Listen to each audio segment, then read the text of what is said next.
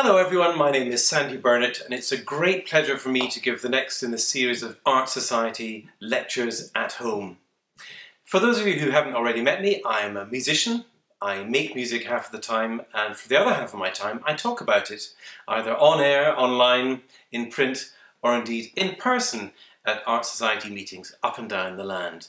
It's been great to meet some of you on my peregrinations at meetings over the years, but today the boot is in the other foot. You come to me and I'm welcoming you into my house in West London. So music is a thing for me, but not just that. The context in which the music is produced is for me incredibly important. And with that in mind, I'm going to turn today to the figure of Ludwig van Beethoven, for my money the most significant classical composer there's ever been, because he learnt the skills of music and then he used the musical power that he had to say new things in music that had never been done before. One of the compositions in which Beethoven did just that is his Third Symphony, composed in the summer of 1803, very much infused with the spirit of the times.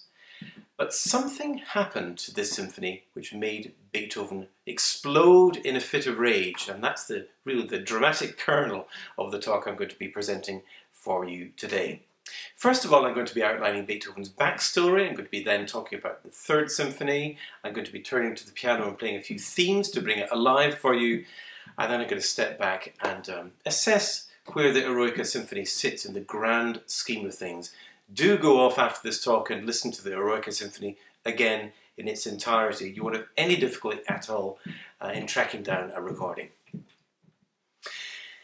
So what was Beethoven's backstory? He wasn't born in Vienna, which was the world capital of music making at that time.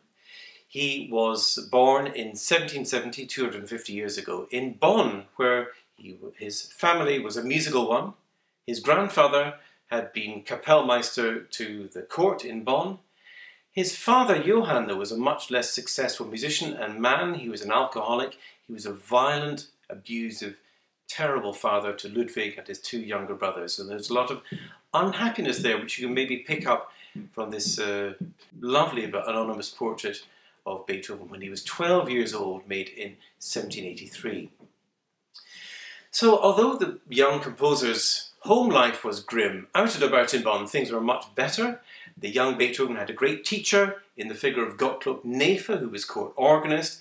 Beethoven stepped in as Neefe's assistant, which is why we have this lovely silhouette of Beethoven looking, I have to say, uncharacteristically smart and well scrubbed, wearing ponytail and wig and ruff and all this kind of courtly garb. Bonn's musical establishment was also a classy outfit, and that's because Maximilian Franz, the Prince Elector of Cologne, who had a seat in Bonn, was a very keen music lover.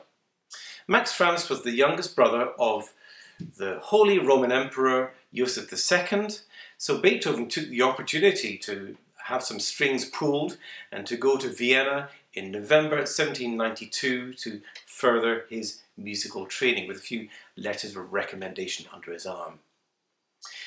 Now the idea is that Beethoven would study with Joseph Haydn, the greatest living composer at that time, because Mozart unfortunately had died.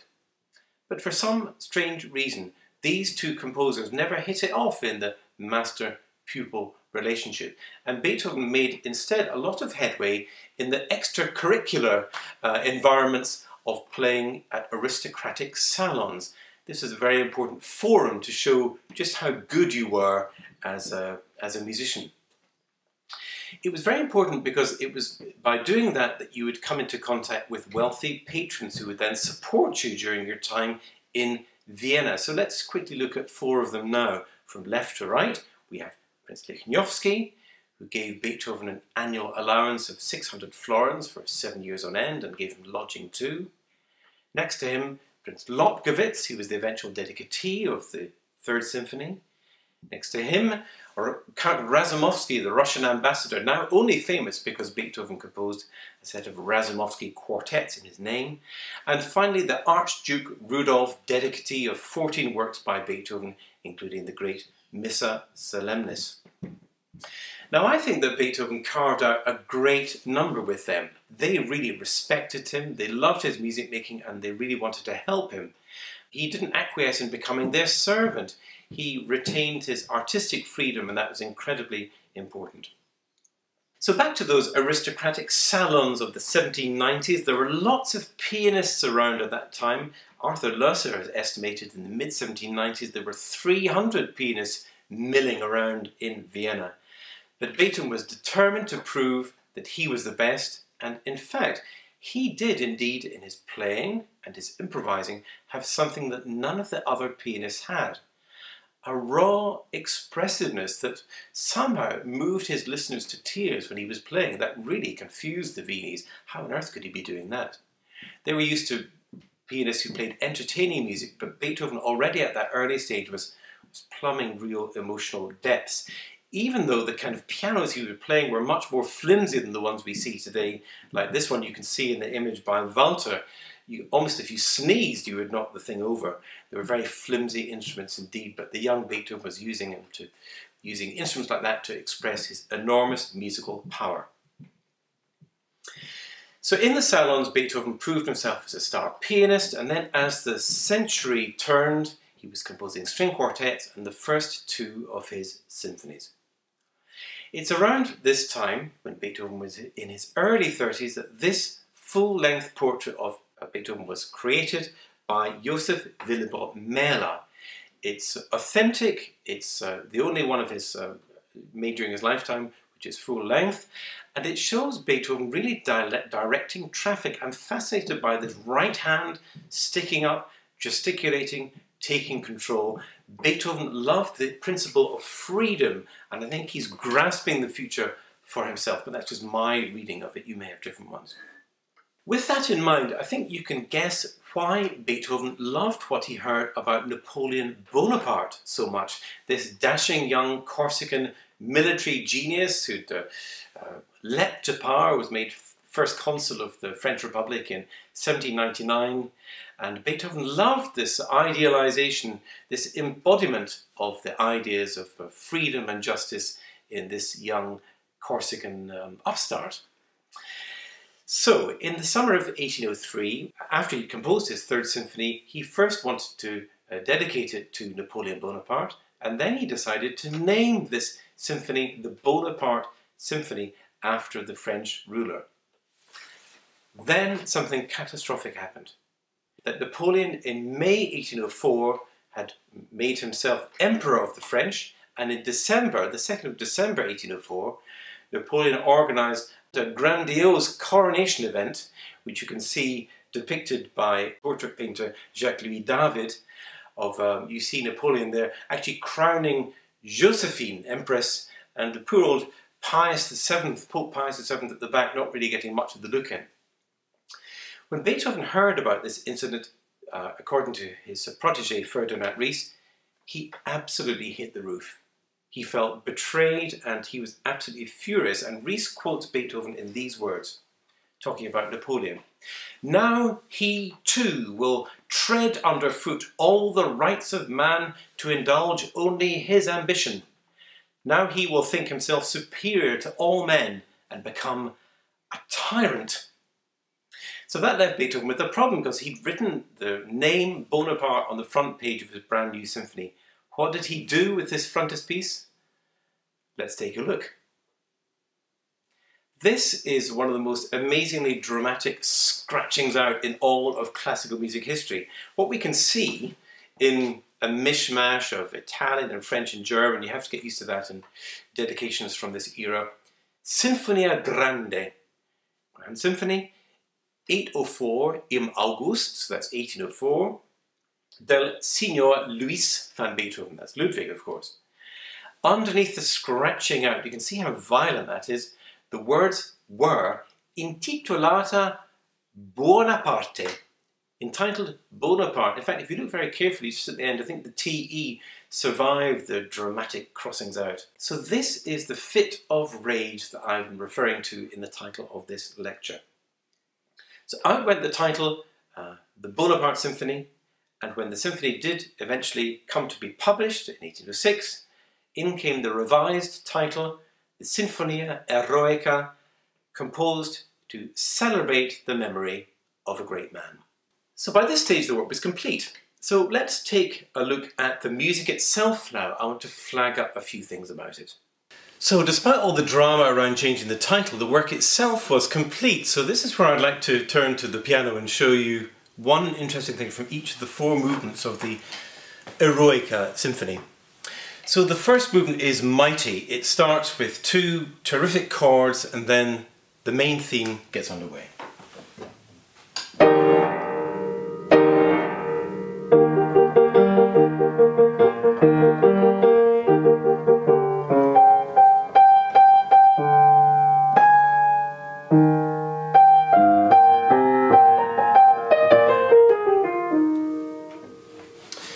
If you think of the main theme of that symphony as, the first movement of that symphony, as a hero who later comes to a tragic end, then you might be interested in one of the contours of the middle of that theme as it unfolds.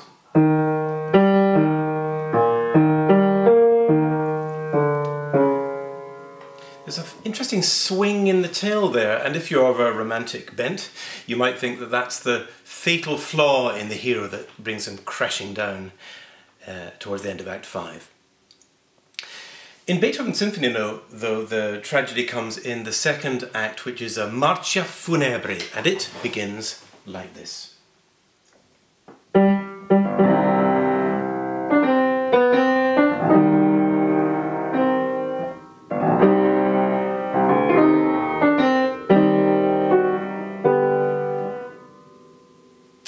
And what Beethoven is doing here is he is evoking the sound of a French revolutionary funeral march, drawing on the kind of sounds of the French revolutionary composers at the time. In particular, two things. He gets the violins to play the theme on the lowest possible note that they can play. It's very dark, shrouded, muted sound. And below it we have this amazing rumble from, in the orchestra, the cellos and basses, and what they're doing is they're evoking the sound of massed, muted drums at the side of the funeral cortege as the hero makes his way to the grave. Not played by drums in the orchestra, but by cellos and basses.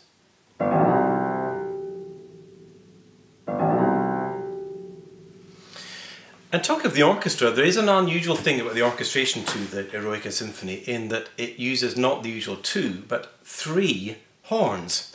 And they have their glorious moment in the trio, the central section of the third movement, where they start the music, they start that central section completely on their own, like this, all three of them in blazing glory.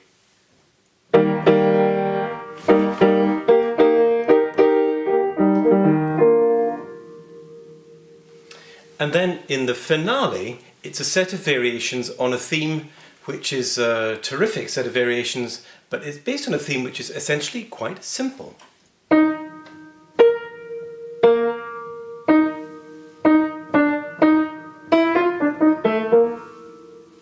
Now, Beethoven had treated that theme in a ballet called the Creatures of Prometheus. So there's the spirit of Prometheus underpinning this finale of the Eroica Symphony.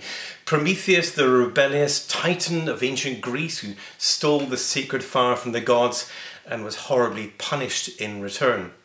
So it's interesting, isn't it, that although Bonaparte was excised from the frontispiece of this symphony, the figure of Prometheus remains. How did the Eroica go down at the time? For some, it was a triumph. For other listeners in Vienna, this was a really difficult work that they just couldn't handle. Because let's face it, if you came to a concert just wanting to hear a nice, chirpy symphony with a few great tunes, then you'd come to the wrong gig, because in this symphony, Beethoven wanted to do something much more than that.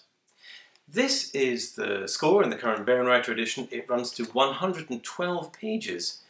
Beethoven's first symphony, premiered in April 1800, runs to only 56 pages. So this symphony is much longer, it's much more profound, and the emotional range of the work is far greater. So, when all said and done, how important is the Eroica? Where does it stand in the great evolution of classical music history? This is a really important work.